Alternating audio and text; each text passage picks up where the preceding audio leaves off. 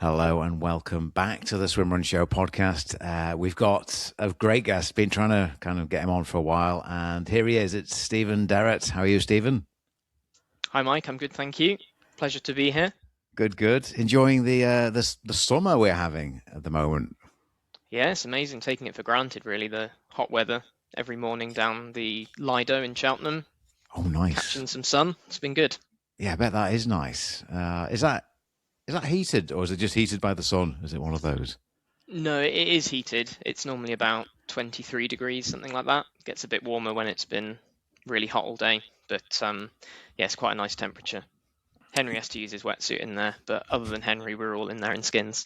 Right.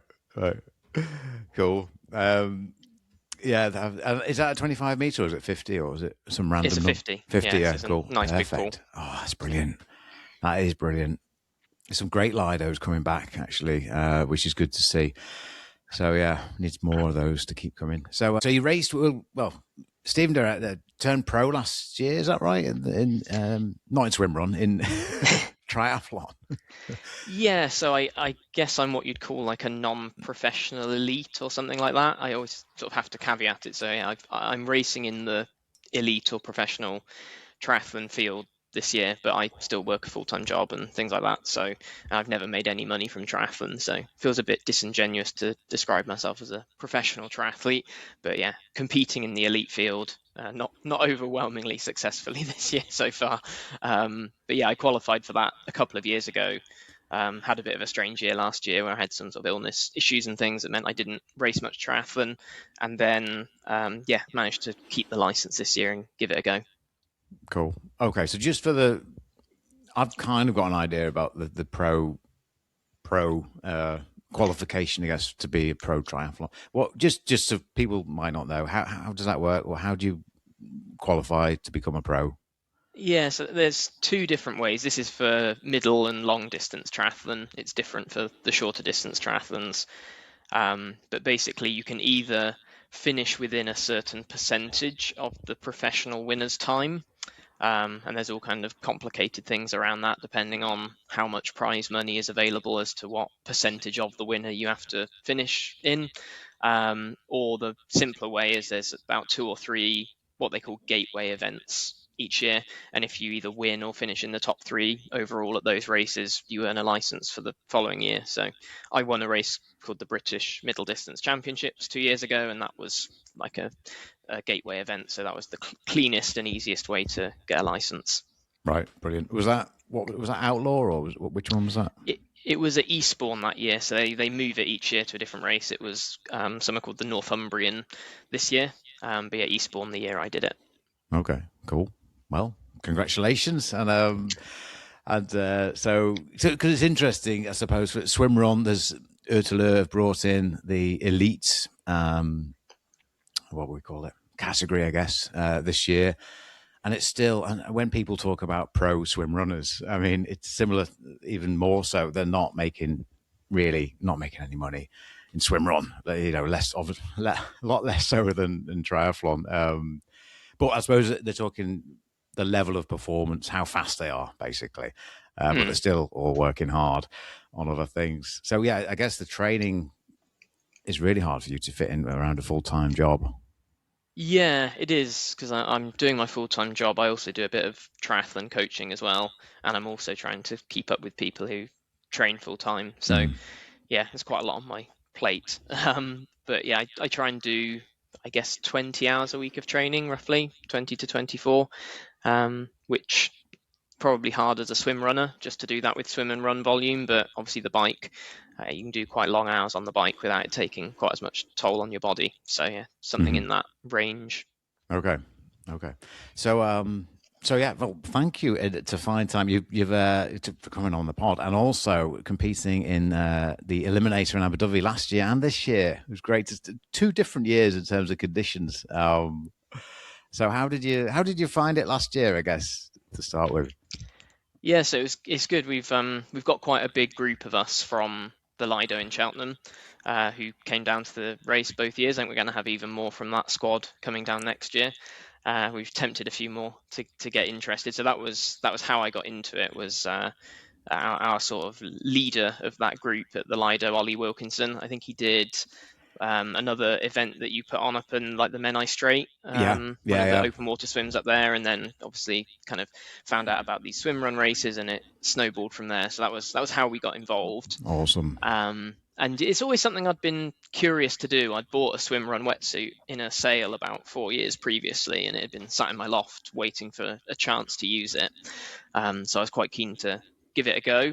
And yeah, it was an interesting learning curve. I think it's a very accessible way to try a swim run in a way, because if you go straight in at a 30-kilometer really big distance, any little mistakes or lessons in the equipment or your nutrition and how you approach a swim run just practically could really find you out. Whereas obviously you can try different things and it doesn't matter quite as much over those shorter distances. So yeah, it's a really fun way to try it out. Yeah, and this year, last year was really strong winds and a bigger tide, and it was, yeah, it was tough. This year I was kind of paranoid about. I wanted as many people to make it to the last lap as possible. And maybe too many people made it. I mean, it doesn't matter. But it was great to see. You know, a lot. I'd say there was a good 70% of people made it to the final lap, which was awesome. Which is different to the Liverpool event. That's easier to plan because there's no tide. But yeah, so you, Henry, and Celia was doing well, and Harry, of course, who raced the day before in Gower. Oliver was leading a lot of the swims initially. How did the race play out, or the last lap? Yeah, So yeah, I mean, you mentioned the previous year. That was in my mind a little bit, because the previous year it was almost too easy until the penultimate lap, and then the tide turned so much that we all got timed out before even reaching the last lap. So it's got definitely bearing that in mind, and also remembering how easy it was to hit those sort of first couple of cutoffs. You're almost waiting for that last lap as the race lap, and almost all of the others are just like the warm up, really. So I was messing around, practicing different combinations of kit. I was trying some with a pull buoy, some without a pull buoy. I tried different sets of paddles. I tried different sets of shoes. So I was sort of just experimenting on the earlier laps, kind of working out what the optimum approach was going to be for the final race lap. I wasn't surprised to see Ollie leading the swim. That was, that's what I'm used to seeing when we swim together. And I think Henry perhaps was taking the earlier ones a little bit harder than me. He was sort of leading them all out and winning every lap quite comfortably. But I guess I was treating it a little bit more tactically and just thinking that there's no point burning too many matches on these early laps, and we'll wait for the big tear up on the final one. Yeah. And it was close in the last lap, and I noticed you had a technical, we call it, with the pull. What happened to your pull buoy? So, and this is where I think I've still got some learning to do on the swim run world and the equipment. I had tried to set up my favorite paddles suitable for swim run, so they're a type that don't have any straps, and I'd put like an elastic through the thumb hole and connected it to some wrist cuffs, which all worked fine on every lap except the last one. But on the last one, when I was twisting my pull buoy to attach it to my hip, the elastic of the pull buoy got tangled in the elastic around my wrist, and so my paddle was all knotted up in the pull buoy and I couldn't get it out. Oh, God. So I spent most of the run between the two main swims trying to untangle this paddle. Ultimately failed to do it. I tried to rip it out and ended up just ripping the cord out of my pull buoy completely. And then both my hands were sort of tied together by elastic on the last swim, so the whole thing was very frustrating. I was swimming a kind of doggy paddle on the final swim because I just couldn't take my arms too far away from each other because they were all tangled up. So yeah, it was a shame. I think we would have had a very close race, me and Henry, but once I was handcuffed, he pulled away quite convincingly. Yeah, I didn't realize that your hands were tied together. That is amazing how well you did on that last lap, to be fair. Okay, I've not seen that. That was outstanding technical.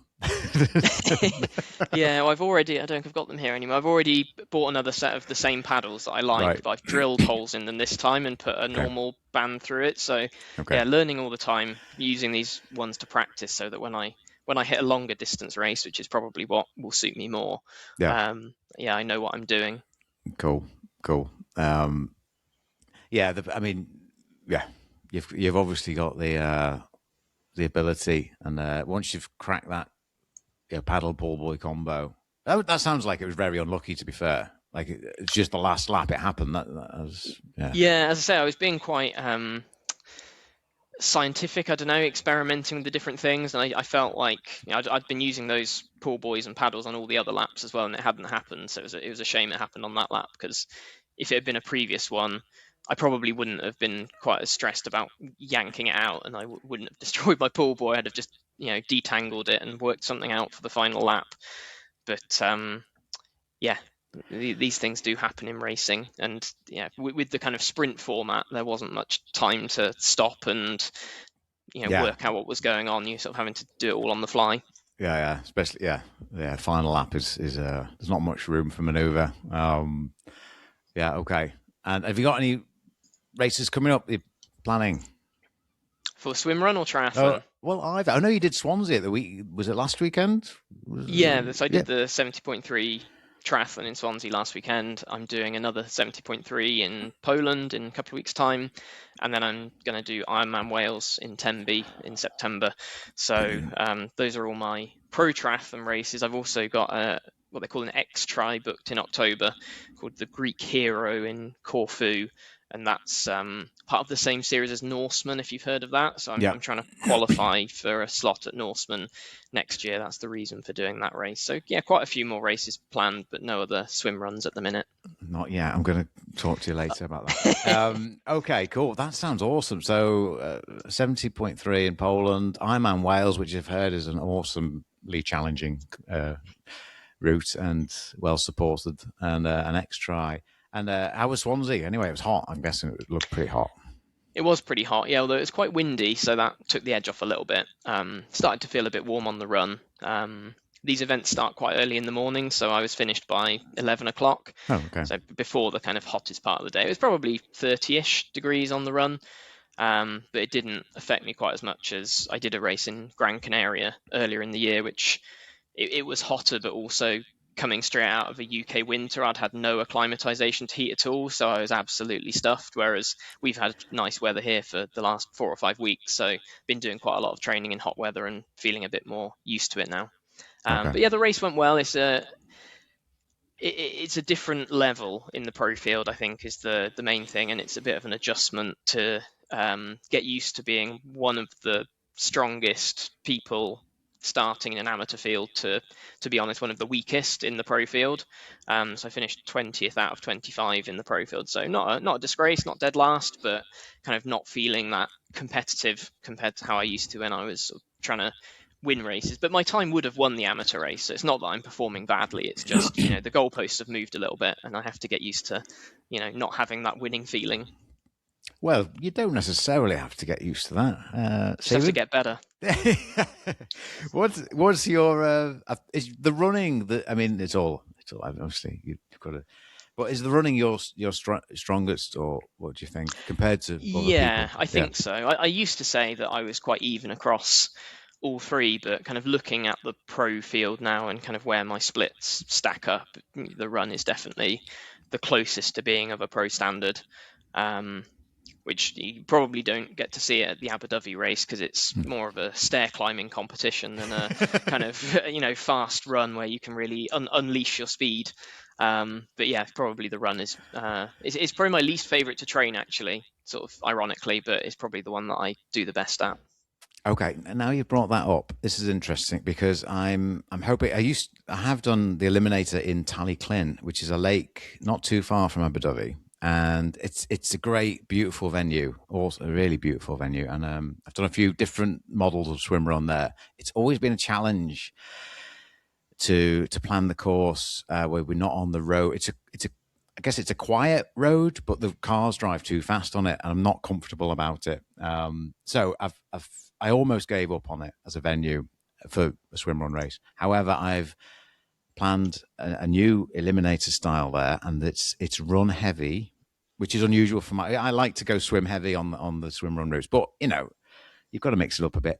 And nature defines this one, so it's run heavy, Stephen, and it's quite fast run potential. It's not fully confirmed, and it's quite late notice, but it's going to be on the, assuming it is confirmed, this weekend, 22nd of August. That's an exclusive to anyone listening and to you. So this year, yeah, it is. I know it's late, but I want to just get it.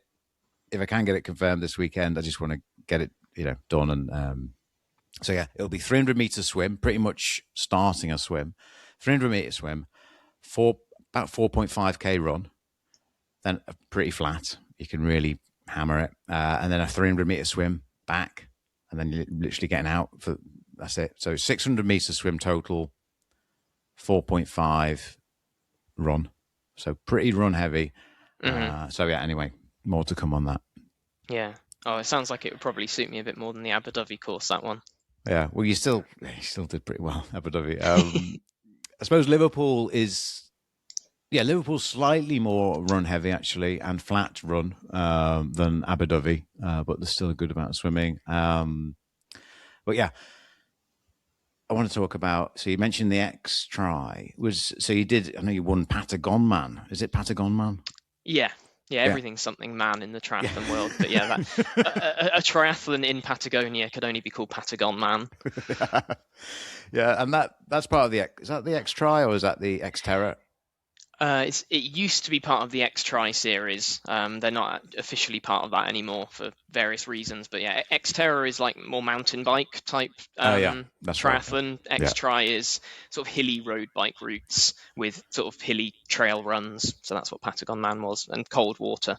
And cold, yeah, they like the cold water. So that awesome. You one of the few people to beat Alistair Brownlee. The only person I know anyway. I've spoken to. I think. So well done. How was that? That looked pretty awesome. It was an unbelievable experience, probably my best experience in triathlon, and yeah, hard to find anything that will come close to it in future in a way, especially with the circumstances around the race. As I say, it was a bit of a comeback race for me after a disappointing year with sort of health issues and stuff, so it meant quite a lot to do that race and do it successfully.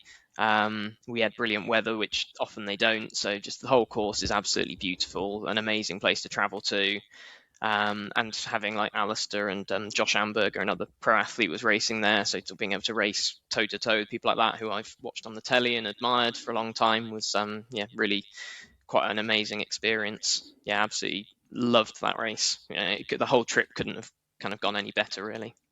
Yeah, that must have been amazing. So how did it play out, that race? Who was first out the swim? Was it Alistair? So Josh was first out the swim. Josh is his background is basically as one of the best swimmers in triathlon. So he's got great pedigree for that. Then obviously Alistair's not a shabby swimmer, but I think he'd been in a pool maybe twice all year since retiring. So I think that's important context. I was racing the retired Alistair Brownlee, not the active Alistair Brownlee, who competed on a very different level to me. But yeah, I was a couple of minutes behind Josh and about 5 minutes ahead of Alistair out the swim. And then Josh extended that lead a little bit on the bike. Alistair caught me up just over halfway through, and we ended up coming into the transition 2 pretty much together. And then I got out of transition 2 a bit quicker than Alistair. He was doing a full kit change, whereas I just sort of took off in my tri-suit, so I was a bit quicker there. Caught Josh quite early on the run, and I ended up winning by about half an hour, so it was actually quite comfortable in the end. I put quite a lot of time in on the run. So yeah, it was a good experience, and Josh finished second, Alistair about 5 minutes behind him. Wow, cool. Yeah, well, that sounds great. And really, so it was a hilly course then, the marathon. Yeah. So the bike ride was maybe about 2,000 meters, which is hilly but not unprecedentedly hilly. You do find hillier triathlons than that out there, but the run is particularly hilly. Again, maybe it's another 1,500 meters on the run, and it's all kind of gravel and trail and things like that. Very undulating, kind of no rhythm to it, but in a way I don't mind that. It's nice because you use slightly different muscles going uphill versus downhill, and mentally it's a lot more engaging than just a completely flat run, even if you end up doing it a bit faster. Yeah. Yeah. Okay.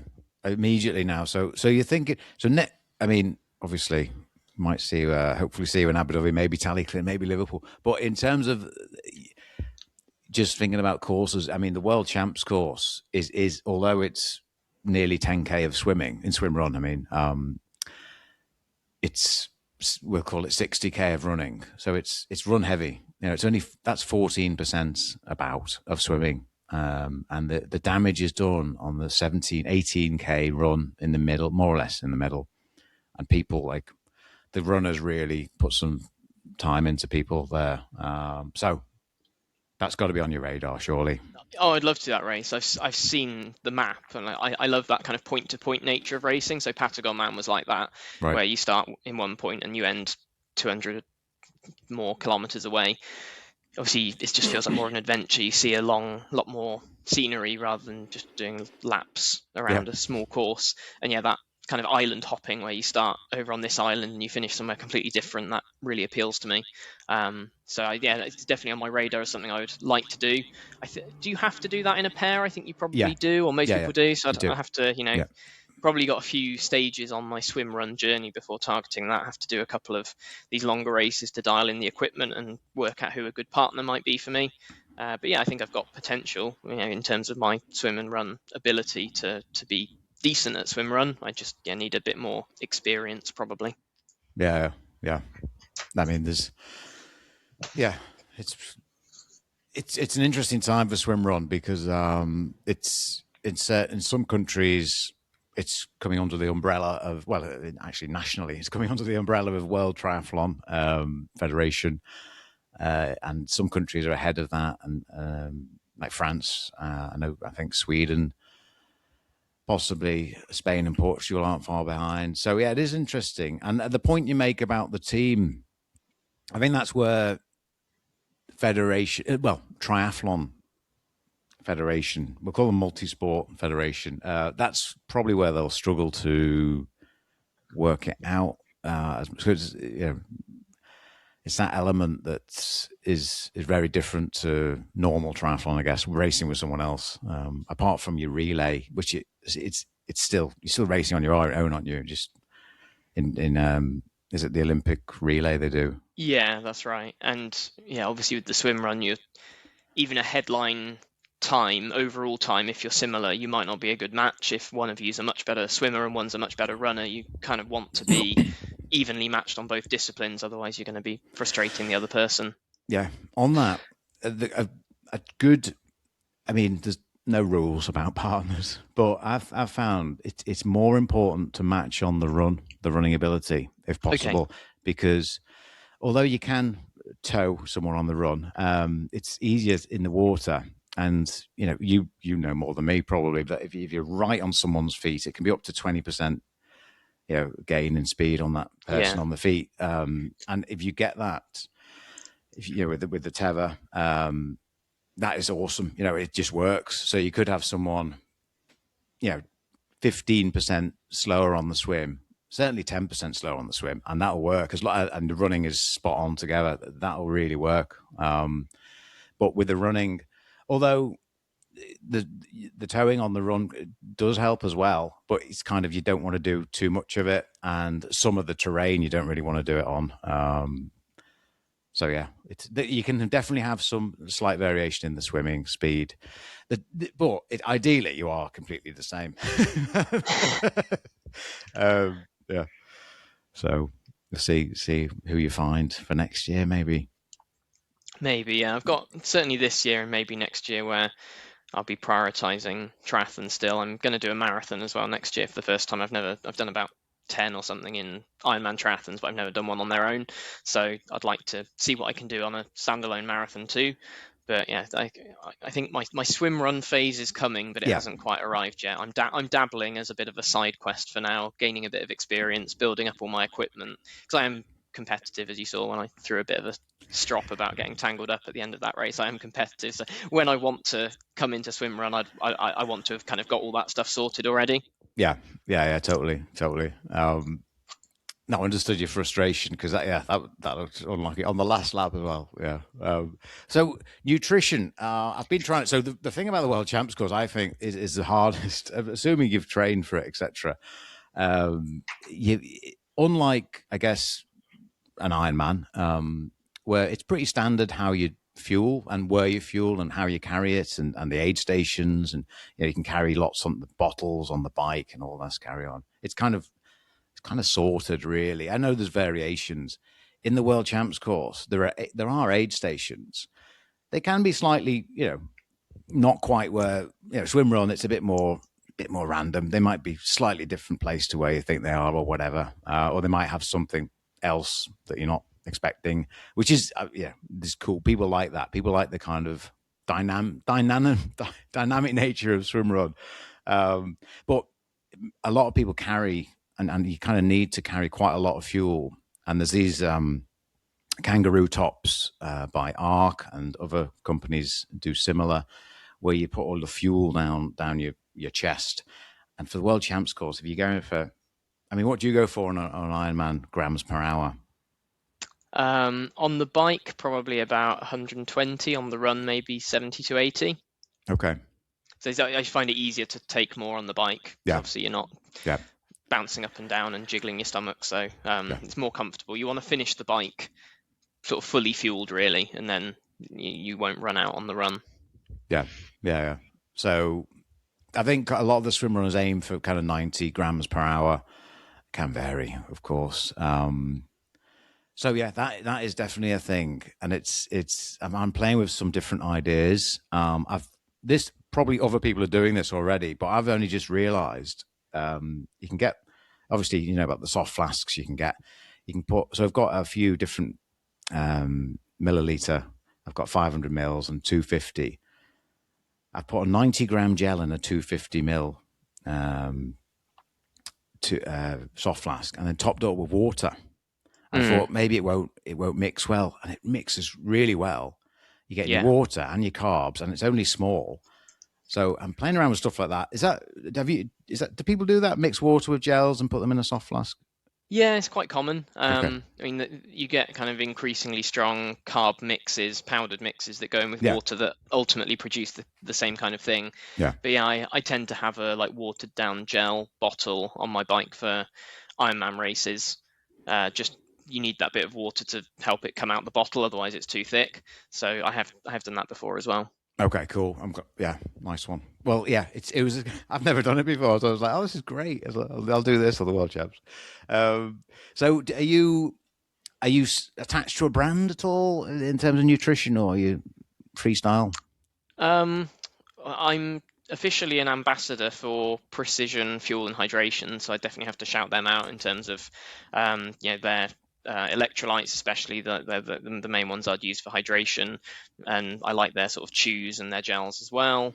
I do also use Morton brand for Ironman races. They're the on-course nutrition provider for Ironman, so it's good to be adapted to what they have as well. So they have some solid bars that I like, and they're quite strong carb mix drink.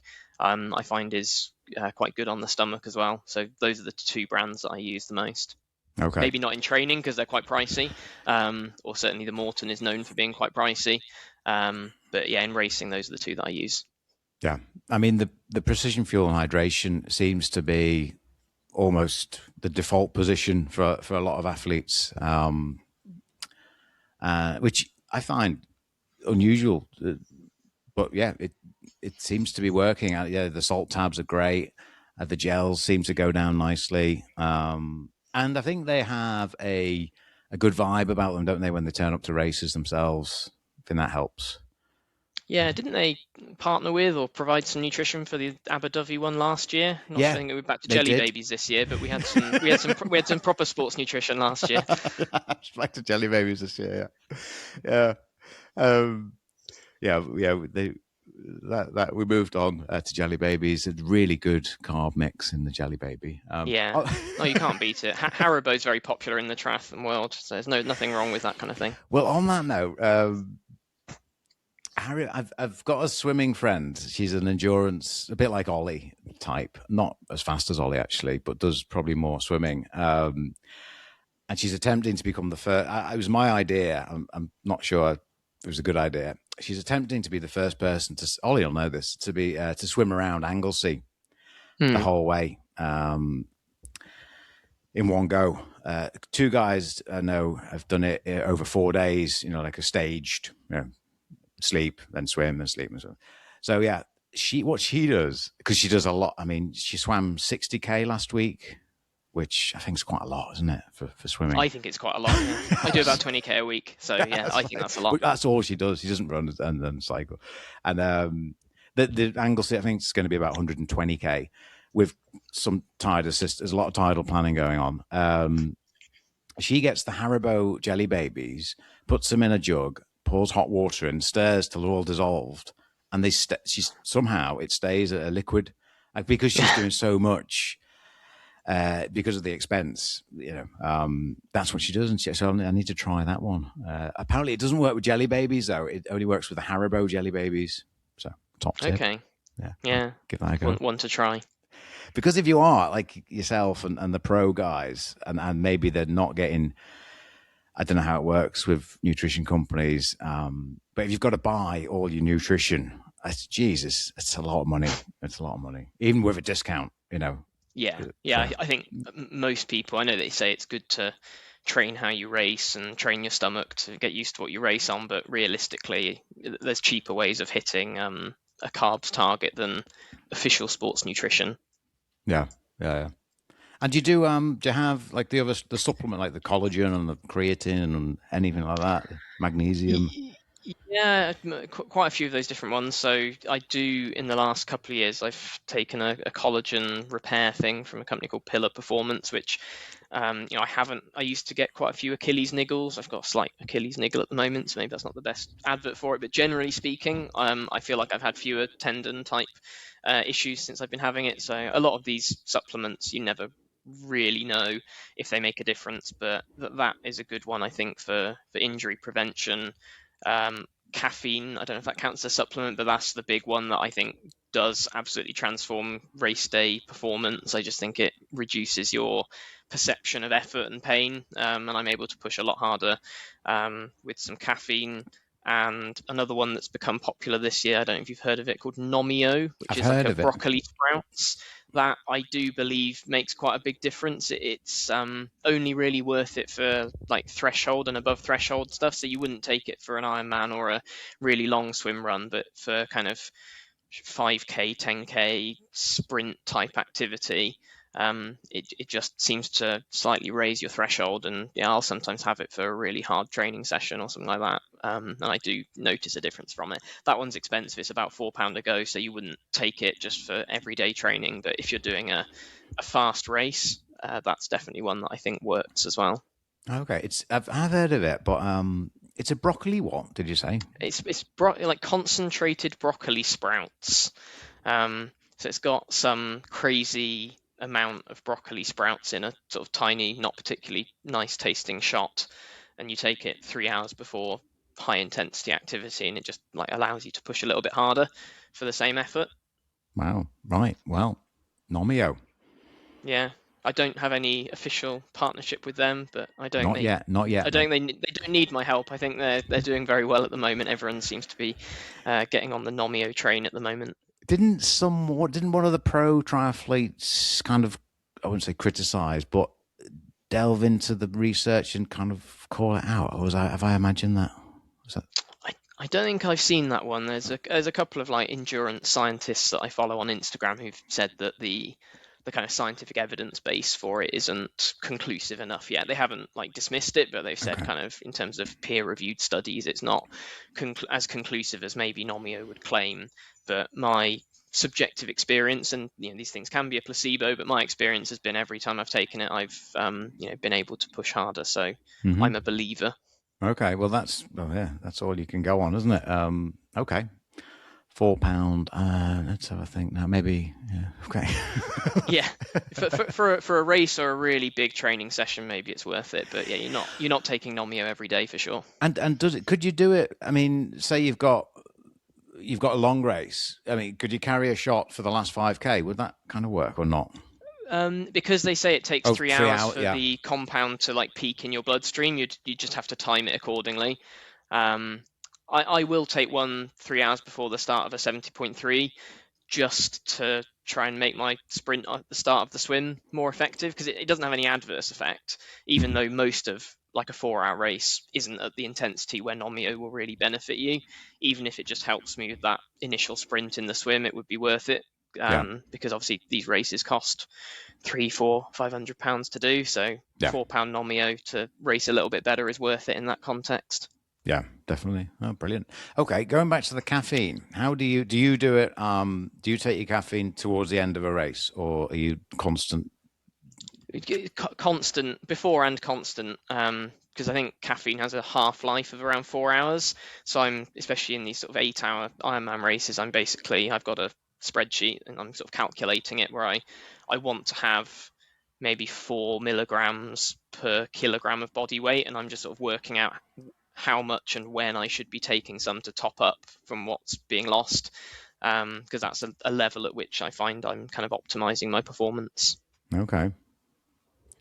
Okay. Very serious. Yeah, I've not. Very, very mathematical and scientific. Yeah, I mean, I've heard the numbers before, but I haven't actually. I've not created a spreadsheet yet, so I'll have to do that. 4 milligrams. If you're not creating a spreadsheet, you're not taking it seriously. I do a little spreadsheet normally for you get the swim run distances, and they quite often provide that as a race organizer, but not always. So that is definitely worth doing to anyone who's not doing that yet, because it can inform your nutrition. The challenge. I mean, I keep going back to the World Champs course because it's kind of the pinnacle in a way. But the start of the World Champs course is swim heavy. Like you do a short, like a 2K run or something, and then a 1.6K, maybe 1.7K swim. Then you do really short run, another swim, a really short. There's a couple of short runs and a couple of long swims. So you get into like there's an hour and a bit gone. You haven't had a chance to eat, and because the runs, I say the runs, they're kind of stumbling around on rocks for a bit. Particularly if it's a wet day, they're super slippy. So planning the intakes. And I've talked to a few people about this. It's then I've kind of got more interested in nutrition and trying to make it work better for that. Yeah, race. I imagine it almost makes it easier to plan in that you know there's fixed points where you can't fuel, so then well, at this point I'm definitely going to need something, so you'll have in your mind I'm having this gel when I get out of this swim or something like that. Whereas with a triathlon you can be fueling all the time, and it has to be a more active choice where you think, oh, I've just hit 2 hours, that means I need to do something. So almost you can use the course in a swim run to remind you what you need to do. Yeah. Having said that, you can sometimes get out of a swim and just be grateful to touch land. And then if you're tethered, you kind of could be falling over each other. So sometimes, things. Easily forgotten. Yeah. Especially if your hands are tied with your pool boy or something like that. It's not going to be top of mind. Yeah, definitely. Okay. All right. So Poland's coming up, Swansea. So not Swansea, Wales. What do you think's your preferred distance, the 70.3 or the Ironman full? I think it's definitely become the full Ironman. I was fairly even, I think, across the two before I had this period off with being ill. But kind of when I came back from that, I think I was a bit nervous to push at like higher intensities. And I was training for the Patagonman race, which is obviously a more kind of steady state effort. So in the last year to 18 months, I haven't been doing as much like faster, harder training, which you kind of need for the 70.3. I was meant to be doing Ironman Brazil earlier this year, but kind of continuing this trend of me being a bit vulnerable to illnesses. I caught a cold on the flight out there, and I wasn't able to race because I was just too ill on race day. So that was a bit of a shame, because that was one of my two kind of big races for this year, really, where I think I could have been a bit more competitive.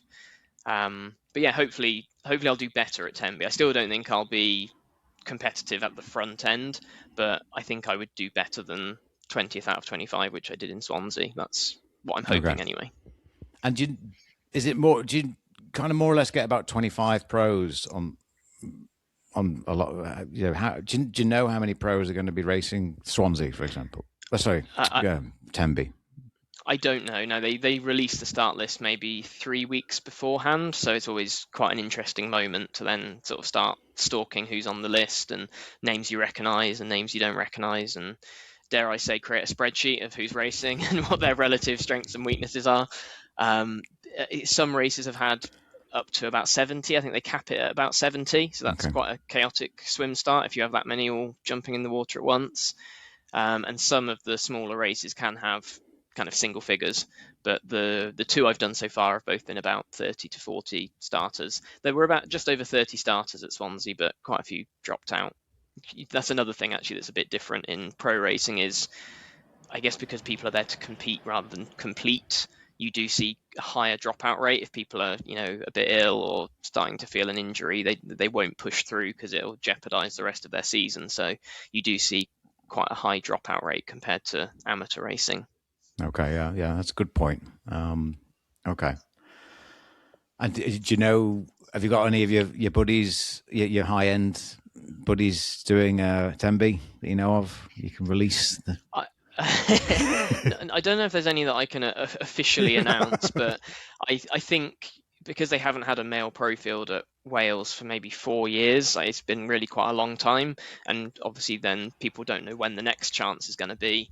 I would expect any British athlete who likes the Ironman distance to be racing. I think it'll be like unofficial British champs, because everyone will want to do it. Okay.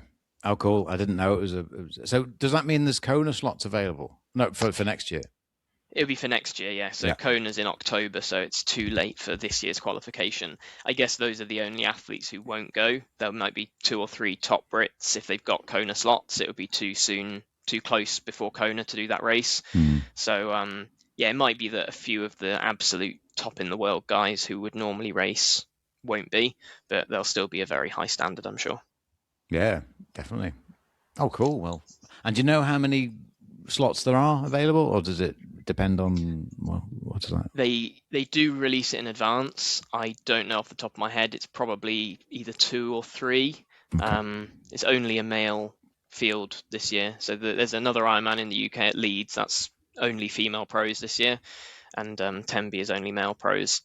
It's quite a high prize purse, though. I think it's $100,000 paying to the top 10 guys, so that's a pretty big prize purse for triathlon, and that again will probably mean a few top guys might be tempted to travel to Wales.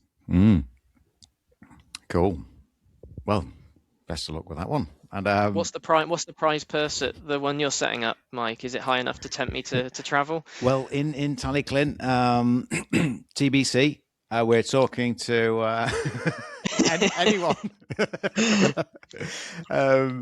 That's what I think now. It's you know what, money can't buy the experience, Stephen. Oh, exactly. That's the one. Yeah. I say I've never won any money in triathlon, so that's not what tempts me to do races. Good. Well, you'll fit right in. Cool. Well, I feel covered quite a bit there, and I guess it's with swimrun and the pro triathlon scene. Yeah, it generally is. Yeah, the pro triathletes want to do triathlon. Yeah, for as long as they can, and do as well as possible, and then they can look at swimrun and do really well in swimrun too. I think we're a long way off. Well, not that it's not that important. I don't know if it matters or not. Where people come in at 18 or 16 or 15 or whatever, wanting to be a world champion in swimrun, should we say? But that doesn't matter. I guess. Yeah, no, I agree, and I think if you're good at swim run, you can very easily get good at triathlon, because running and swimming are the more technical disciplines of triathlon, whereas cycling, obviously there is a bit of bike handling, but it's a more kind of pure fitness discipline. So I think if you are great at swimming and running, you're probably going to get tempted into the triathlon world, because the bike is quite easy to pick up. Having said that, the bike is what's letting me down at the moment in my triathlon, so maybe I should turn to swim run. I think you should, absolutely. I think Yeah, you do really that's well. the conclusion. Yeah, that is the conclusion to the episode. Stephen Derrett should do, and in fact, most of the pro triathletes should have a go. 22nd of August, hopefully confirmed this weekend at Tallyclub. But Stephen, thank you very much for your time. I know you're training today. I've been for a swim this morning. Cool. That might be all I do today. I normally have a slightly easier day on Monday and Friday, because working full time the weekend is my main chance to do much bigger sessions. So I try to go into and then recover from like the big weekends. So yeah, that might be it for today. Yeah, cool. Fair enough. Well, and which Poland race is it? What's it called? It's Krakow. Krakow. 70.3 Krakow. So, right. Yeah, I need to plan our holiday as well, because I'm going there with my fiance, and we'll be there a few days either side. So come up with some, fun things to do as well. So even if the race doesn't go to plan, you can still have a successful trip. Yeah. You've never been to Poland before, so it should be a good one. It's good. I've been to I went to Gdansk in the north. Really awesome place. So yeah, enjoy. And yeah, thanks for coming on, Stephen. Been great to chat, and hopefully see you soon. I enjoyed it. Good. Yeah, good. I need to earn my swim run stripes a bit more, do a few more, and I'll come back once I'm a proper swim runner. Good man. Cheers, Stephen. Bye now. Cheers. Take care. Bye.